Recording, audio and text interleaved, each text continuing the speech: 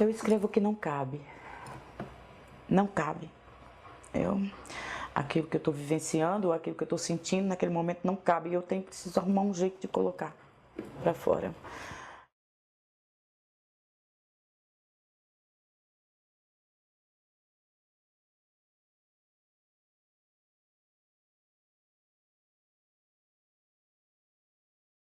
Na primeira infância, eu morei na casa das Esposas de Cristo. Na sala de estudos havia um quadro enorme que eu gostava de ficar olhando. O quadro tomava quase a parede inteira, pintado em ocre com traços muito expressivos sobre uma tela creme. Jesus, em primeiro plano, caminhava por uma estrada com as mãos pousadas na cabeça de duas crianças. Mas ao lado, atrás de Cristo, centenas de crianças com definição minguante. Após as aulas de religião para a primeira comunhão, eu me demorava na sala, espiando o quadro e procurando entre aquelas crianças acolhidas, protegidas pelo Filho de Deus. Um dia, fui surpreendida pelas Esposas de Cristo. "Tá fazendo o que aí parada, feito idiota?" Respondi com a confiança de inocente nordestina infante. "Estou me procurando entre as crianças de Cristo." A freira explodiu em sepulcral gargalhada e pude ver-lhe todos os dentes perfeitos e as feições miúdas de sua face a caçoar de mim. "Mas é muito petulante mesmo, não vai encontrar nunca. Você é parente do cão, não pode chegar perto de Jesus." Fui tomada por um terror que não cabia em meus 9 anos. E fiquei com medo de Deus e do Filho de Deus e do sombroso riso da Esposa de Deus. E por inveja, odiei o quadro, as crianças do quadro, os parentes e o povo de Deus que me abandonava ao diabo. Mas aí o diabo amassou um pão e com a humana fome dos rejeitados, comi. De lá para cá, nunca mais passei fome. É quase todo dia comendo o pão que o diabo amassou. Quando o diabo esquece, Deus chega com bolo, abraço, chocolate, pão de frutas, incentivo, café, companhia, bolinho de chuva. Me enche de elogios, sente orgulho de mim. Até o sol ele já trouxe para eu ver como era lindo. E nesse dia, me trouxe também umas plantas. Sempre que me vê doente, ele me leva ao médico. Faz um tempo que a gente não sai. Mas foram muitas as vezes que ele me levou para passear e conversar e discutir umas filosofias. Sempre que pode, Deus senta à mesa comigo porque ele sabe que detesto comer sozinha. Quanto ao meu parentesco com o cão, Deus nem liga. Disse que é coisa dos humanos mesmo. Deus não gostava de nada. Era muito complicado lidar com Deus, entendeu? Eu ficava pensando assim, se eu não colocasse água nas plantas de acordo com o que a freira queria, porque Deus ficava tão nervoso? Para que isso, né? Você desagradou a Deus, mas Deus nem veio falar para mim quanta água ele queria em cada planta, né? Eu ficava fazendo esses questionamentos na infância, né? Mas assim, eu tinha medo também. Eu questionava e achava que eu ia para o inferno. Então eu não tinha salvação. Se eu questionasse aquilo que Deus queria, eu ia para o inferno. Se eu fosse para o inferno, pronto, né? Eu não achava que ia ter regalia porque era irmã do cão. A gente convive com todo tipo de gente, né? O pessoal que gosta do lugar comum, o pessoal que não consegue se encaixar em lugar nenhum. Eu tenho a impressão de que o mundo é cheio de espinho. Eu não consigo me encaixar. O único lugar que eu consigo me encaixar é na poltrona. Essa poltrona é ótima, porque quando eu vou para ela, eu vou com toda a fé do mundo, pronta para me encaixar. Ela me abraça, digamos assim. É, meu cantinho. Aí o que eu disse, é o cantinho, acendo meu cigarrinho e fumo.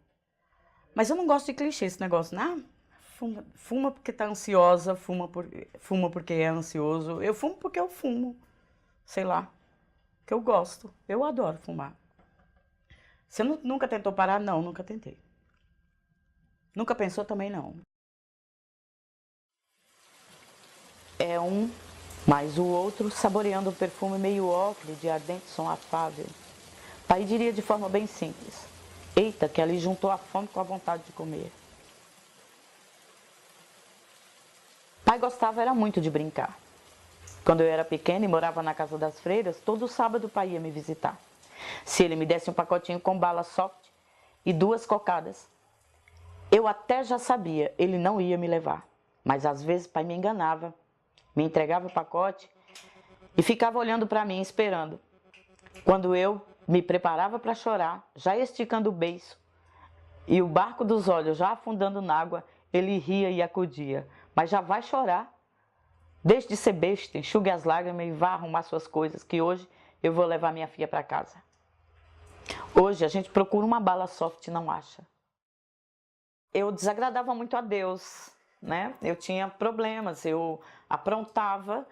E aí, na semana que eu aprontava, as freiras me impediam que eu fosse, né? Elas diziam para o meu pai que eu estava de castigo e eu não podia ir. Então meu pai ia lá, ia na feira, ia lá me ver. E as freiras diziam, ele sempre comprava a bala soft e a cocada antes, né? Só que quando ele me levava, ele me dava no meio do caminho ou depois, né? Agora, quando ele não ia me levar, que as freiras já avisavam antes, ele me dava na hora que ele falava, tome, aqui pai comprou para minha filha.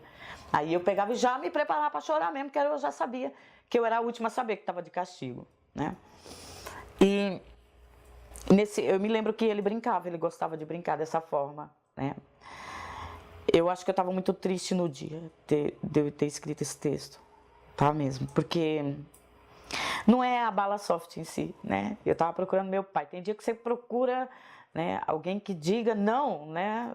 Vai passar, ou então eu estou brincando com você, né?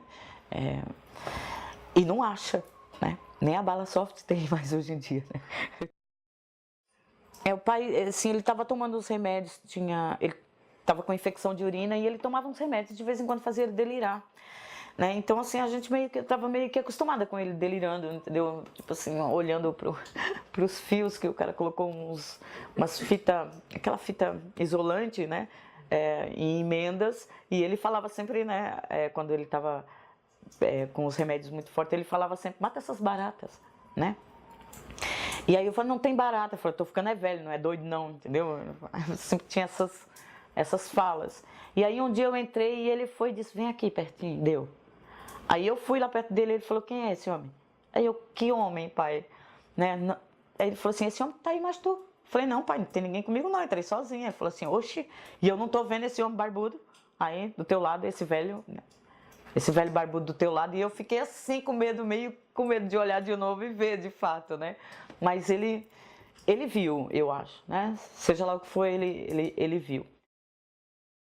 A forma do amor de pai era verbal. E essas sensibilidades que ele tinha, né? Assim, às vezes eu chegava e ele estava chorando, tinha chorado, aí ele me chamava. Aí eu chegava, falava, oi pai, o senhor chamou? Tu tá chorando? Tô não, pai. Tô não, né? Oxi. Né? E eu não tô vendo tu fungando, entendeu? O que é que tu tem? Aí eu falo, não é nada não. Então tá, vai lá, fazer. Fique triste não. Aí pronto, aí que você desatava a chorar mesmo. Né?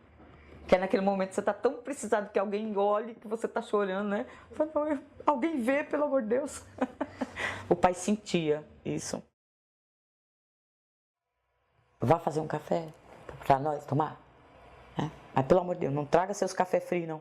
Tá? Em algum momento a gente parou, eu parei de dar café quente para ele por um motivo óbvio. A mucosa da boca estava muito fragilizada, então café quente podia machucar ele, né? Então começar a dar café morno, mas ele odiava. Ele preferia ficar soprando tal negócio até que ficasse numa temperatura suportável, mas ele não suportava café frio. Ele odiava. Eu lembro de uma vez que ele me pediu um caldo. E a ideia que ele fazia de caldo é caldo, né? Lógico, um caldo, uma coisa líquida.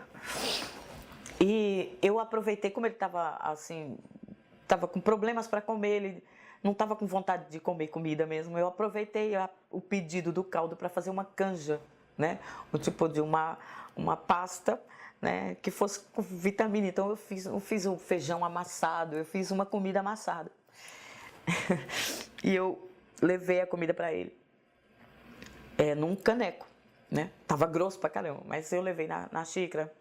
Ele olhou aquilo e disse, mas minha filha, tu não sabe mais o que é um caldo. Tu não sabe mais o que é um caldo, não? E eu fiquei assim pensando, falei, eu sei o que é um caldo, eu só tava querendo aproveitar para você comer um pouco, sabe? Fiquei pensando só. Aí ele disse, vá lá e faça o que eu pedi para você fazer, que é um cardo, entendeu? Aí eu fui lá e Coloquei água, temperei, assim, fiz assim, um caldo como ele queria. Aí sim, ele tomou tranquilamente e depois deitou. Às vezes a gente quer, né, que o outro... Sei lá, fiquei pensando, fiquei me sentindo culpada, um pouquinho culpada depois, sabe? Ele só queria um caldo, por que eu fui inventar? Pra que inventar, né? Quando ele pedia doce, sobretudo nessa parte de comida, ele pedia uma coisa, né? A diabetes dele era alta, não podia comer caqui, mas pai adorava caqui, gente. Aquilo era um negócio, ele comia caqui como se você estivesse comendo, sabe? Sei lá, como eu, quando estou comendo Nutella, entendeu? No pote direto. Ele comia aquilo com muita alegria, né? Era uma alegria gratuita mesmo, era uma alegria perfeita. E ele falava, quando não era a época de caqui, que ele mandava, vá na feira comprar caqui para mim, e eu ia na feira, ele não acreditava que não era a época, que não tinha caqui. Eu chegava e dizia, vá comprar meus caqui, deixa o diabo dessa diabetes para lá, compre meus caqui. E como é que você explica, né, para ele que não podia sair da cama para ir ver com, né, ele mesmo. Ele sempre achava que eu estava ou com má vontade, ou então que eu estava escondendo dele, que tinha caqui e eu estava, sabe, não tinha comprado porque não queria. Então, essa coisa. E eu ficava assim pensando o que ele estava sentindo ali, aquela vontade e não tinha a coisa, né? Essa coisa de comida, de ter vontade de comer alguma coisa, é um negócio muito sério, eu acho que... Talvez a minha infância também. Eu fui a minha família toda sofreu de desnutrição. Todo mundo estava morrendo na infância. É por isso que a gente foi parar lá na casa das freiras, né? Porque a família estava morrendo. As freiras recolheram para a família não morrer toda. Então recolheram e cuidaram da gente e fizeram todo mundo andar de novo, que já quem andava já não conseguia mais andar, estava muito fragilizado. A gente ficou lá para elas cuidarem. Elas cuidaram e depois, como minha mãe tinha muita filha mulher, a minha mãe biológica, uma das freiras pediu uma de nós para minha mãe biológica para doar para a dona Alice, que tinha 5 filhos homens e queria muito uma menininha para... Segundo ela, eu cresci ouvindo ela dizer que queria muito uma menininha para ajudar ela quando crescesse, né? Acho que eu ajudei bastante até agora.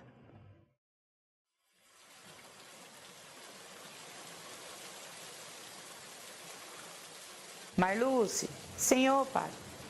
Minha filha deixou suas coisas arrumadas? Nós vamos para onde, pai? Para casa, naturalmente. Deixe tudo no jeito que nós vamos embora antes da chuva chegar.